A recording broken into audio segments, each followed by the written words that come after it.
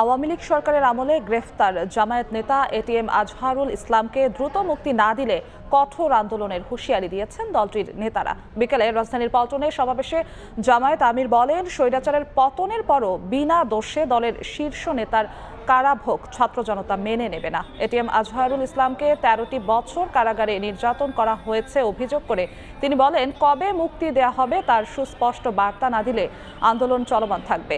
এ সময় অনতিবিলম্বে দলটির নিবন্ধন ফিরিয়ে দেওয়ারও আহ্বান জানান ডাক্তার শফিকুর রহমান।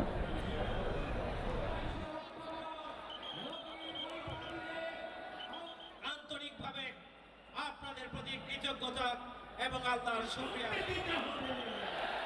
বাংলাদেশ ফ্যাসিবাদ থেকে মুক্ত হলো। আমাদের প্রশ্ন, ফ্যাসিবাদের সবচেয়ে কঠিন সাক্ষী আজহারুল ইসলাম সাহেব মুক্ত হলেন না কেন? আজহারুল ইসলাম সাহেব কবে